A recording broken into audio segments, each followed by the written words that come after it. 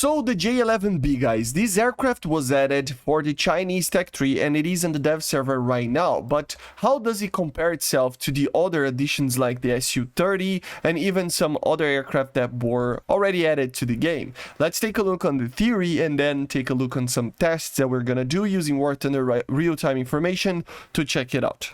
So first, in theory, we are gonna use Stat Shark over here and look at some graphs. So this is the turning graph, the amount of turn that basically these aircraft can do.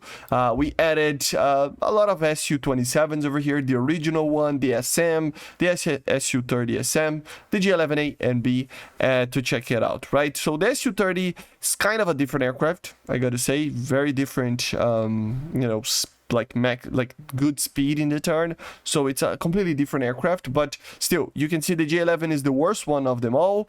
The SU-27SM is heavier, so it is a little bit worse, but it's not by much. Then we see the J-11B, and the best one is actually the normal SU-27.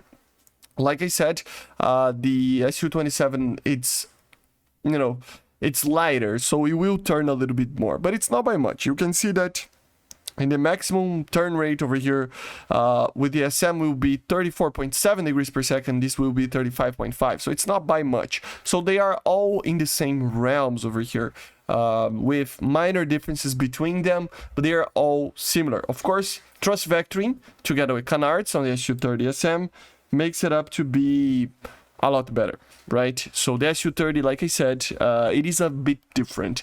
If we take a look on the time to speed, which is, I mean, you can take a look on engine performances and everything, but time to speed is one of the most important ones because it's actually measuring the acceleration of the aircraft, including drag, including many things, right?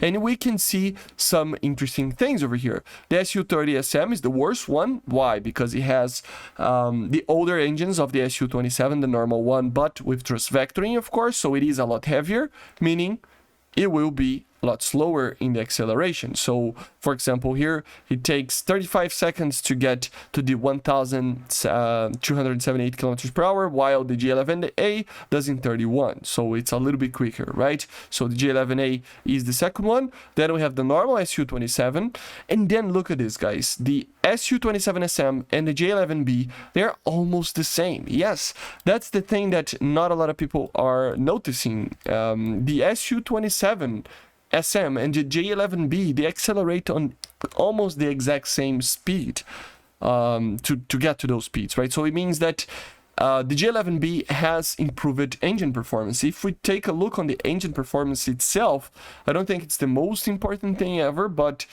it is a good way. Let me just take off the drag and acceleration just for you to take a look on just thrust over here. You can check it out that indeed the J-11B in different situations produces more power than the Su-27, especially in the lower ranges of speed over here, and in the higher ranges it loses for the Su-27, but they are in the same realm over here compared to the other Su-27s out there. So you can see that the J-11B actually is pretty much an Su-27SM. It's very, very similar to it, and you can expect the same level of performance of that aircraft. It is producing different types of powers in different types of, speeds, but still.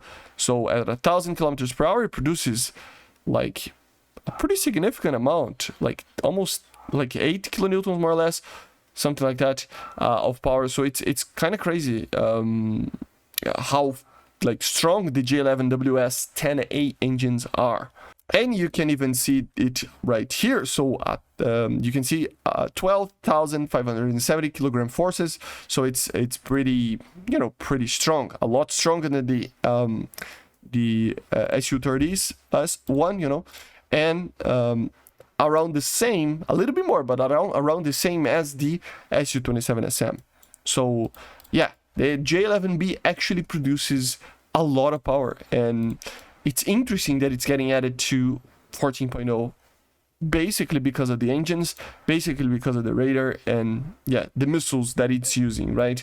So very, very interesting aircraft, and it will be a top tier jet.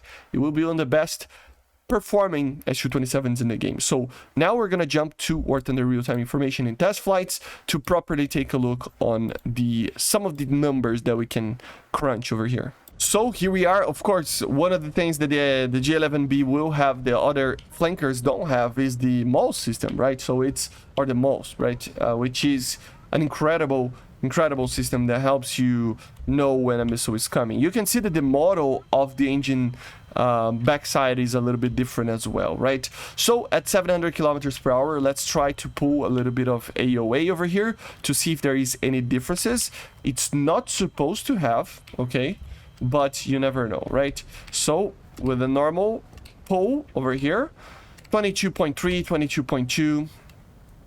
So nothing too different from what we are accustomed with flankers. If you use the maneuver mode with the AOA limits off, of course, you can pull a lot more, as you see. You can pull even Cobras, of course.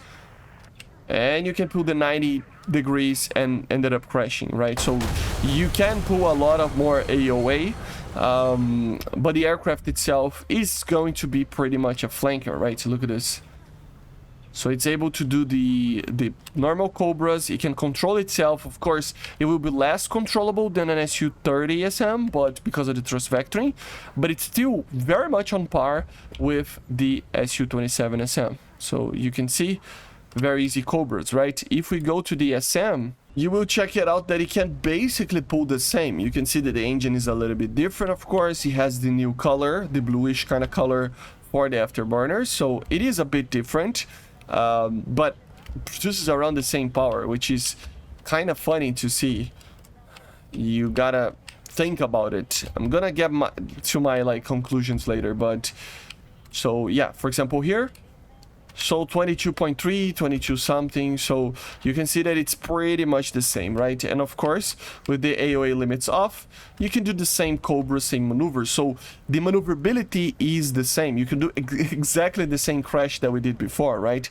So what is actually different from this aircraft that make this aircraft become a different BR? Because if you notice, it is 13.7 SU-27SM, right? And the J-11B is 14.0, so what does actually brings? So there are basically two things over here that I think are the majority of the decision that went in this. The first one is the missiles, guys. So we have here the PL-12s and we have the PL-8s. So the PL-12s are better than the R-77 for longer ranges, but they are very worse compared to the R-77 at like 10, 15, 20 kilometers in dogfighting situations, right? The PL-8B, it is a better missile than the R-77 for R-73, sorry, for longer ranges, you know. It's a faster missile, initially faster acceleration and everything, and it turns the 40 Gs as well. But it doesn't have the thrust vectoring, which means that it misses out a little bit on there, right? So yeah, there is the thing that makes you miss. You know, you don't have the double pylons for the PL-12, just like the SU-27 has. So yeah, the weapons would be one, but if you really think about it, I mean, it's more due to the PL-12, because everything else, it is on par or worse than the SU-27, or a little bit better. The other thing is the MALS system. So this aircraft has a MALS, something that the SU-27SM doesn't have. The radar is pretty much the same. It's very, very similar to the one that we see in the SU-27. Like, honestly, like it's a little bit more advanced. It has a little bit more range. TWS Plus, you can see right there, we don't have TWS Plus. It has better data link targets. You know, so this one can only fire at 2 targets. That one can fire at 8 targets. So it's a combination of sensors and the weapon systems maybe that make this aircraft to be top tier, while the SU-27SM is not. I still believe that the R-77-1 could be added there and make that aircraft a 14.0, but is it necessary? I don't know. You tell me, right? But at the end of the day, the J-11B, it's kind of a forgotten gem in this update. I think it's going to be an amazing aircraft, actually. It is going to be better probably than the SU-27SM overall, and it's, I mean, I'm not gonna say it's gonna be better than the Eurofighter, the Rafale, or the SU-30SM, but it's up there. It's up there. It's close, maybe on the backside of all those, but but it's gonna be up there. So yeah, this is the J-11 Performance, an aircraft that you have to keep an eye on because it is going to be a good option, although it is just on plain sight a flanker. See you guys on the next one. Make sure to subscribe, leave a like, leave a comment, and bye guys, see you.